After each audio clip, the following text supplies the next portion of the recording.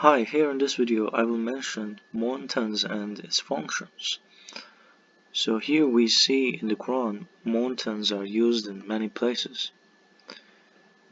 Even if a Quran, so let's read all of them, even if a Quran calls the mountains to move or the earth to tear us or the dead to speak, God controls all things.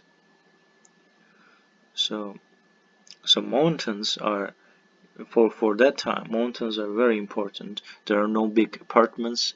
It represents sort of a power and it looks very big and strong.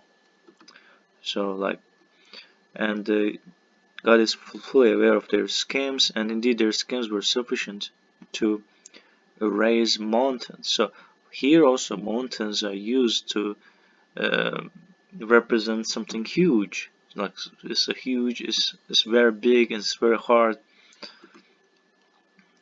We, as for the Earth, we constructed it and placed on it stabilizers, mountains, and we grew on it. So because the stabilizers, they were mentioned previously as not in the previous, but in another verse as a stabilizer, and we grew on it a perfect balance of everything. So here, mountains are somehow about to balance a world against earthquakes or other things, geographically speaking. And they used to carve their secure homes out of the mountains, and he placed stabilizers on earth lest it tumbles with you, as well as wider rivers and roads, that you may be guided. And your Lord inspired to the bee, build homes in mountains and trees, and they build for you.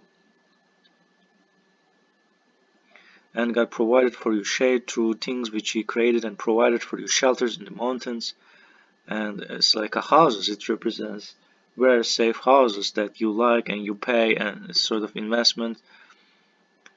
And you shall not walk proud, and it's also about ego. You shall not walk proudly on earth. You cannot board through the earth, or you can be as tall as the mountains. So now it's like you cannot be as tall as the skyscrapers. So it's like a huge strong structures. The day will come, and here interestingly and beautifully, the day will come when we wipe out the mountains and you will see the earth burn. We will summon them all, not leaving out a single one of them. So God can even wipe out the mountains, the strongest structures in the world. And here we see the heavens are about to shatter, the earth is about to tear asunder, and the mountains are about to crumble. So it's suitable with the meanings. So previously, they ask you about the mountains, say, my Lord will wipe them out. So we committed the mountains to serve David in glorifying, as well as the birds. This is what we did. Do you not realize that to God prostrates everyone in the heavens and the earth and the sun and the moon and the stars and the mountains and the trees and the animals and many people? So who is the one who made the earth habitable, caused rivers to run through it, placed on it mountains, and created a barrier between two waters? Is it another God with God? Indeed, most of them do not know. And so it mentions a Quranic miracle, but they are moving, the mountains are moving like clouds. Such is the manufacture of God, who perfected everything, and He is fully cognizant of everything you do. So He created the heavens without pillars that you can see. He established on earth stabilizers. So it shows that heavens are different and not like there's no stabilizers. He spread on it all kinds of creatures. We sent down from the sky water to grow all kinds of beautiful plants. So we have offered the responsibility to the heavens and the earth and the mountains, but they refused to bear it and were afraid of it. But the human being accepted it. He was transgressing, ignorant. So humans have responsibility, and this is like sort of a freedom of choice. It's sort of tricky. So as mentioned, responsibility is freedom of choice. Anyone can, even the heavens, mountains, they don't want to accept the responsibility. But so the mountain is used for the same thing again. So we endowed David with blessing from us, all mountains submitted with him, and you too, birds. Do you not realize that God sends down from the sky water whereby we produce fruits of various colors? And even the mountains have different colors. The peaks are white or red or some other color, and the ravens are black. So we see that we committed the mountains in his service, glorifying with him night and day. And you know, they say that in the mountains there is like some sort of physical change. So I'm not a physicist. It's like it even triggers some sort of epilepsy crisis. So maybe it's glorifying God means some sort of, there's such meaning, but I don't know. I'm not a physicist, and I'm not. I have to look at the translations of it. What does it mean? And so we have to read the surah. So he placed on it stabilizers, made it productive, and we read it, I guess. So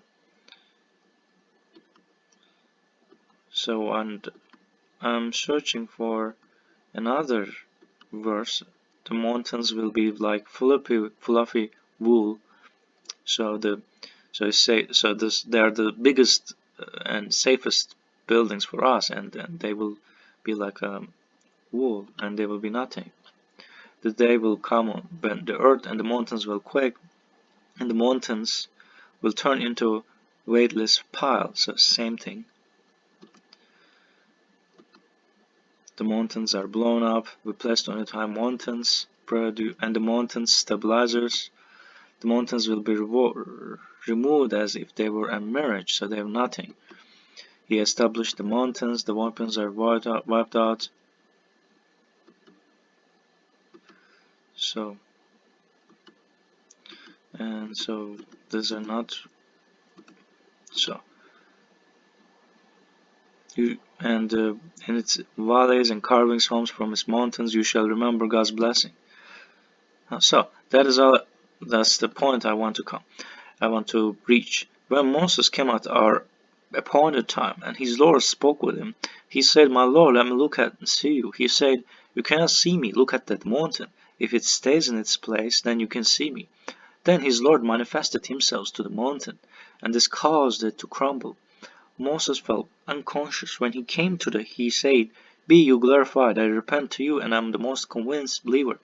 So here we see that it's very beautiful that the mountain was used, because and it's consistent within the Quran, because you can. So the mountains are the biggest, the most, maybe the highest structures, and even mountain cannot take it. Like as mentioned in the Quran, mountain cannot take the responsibility like humans do. And another thing is like mountains also glorify God. It's also another important thing. So like it's like sort of saying, like physically speaking, so God cannot be in the world, and otherwise the world will die, and it will cause quakes or something.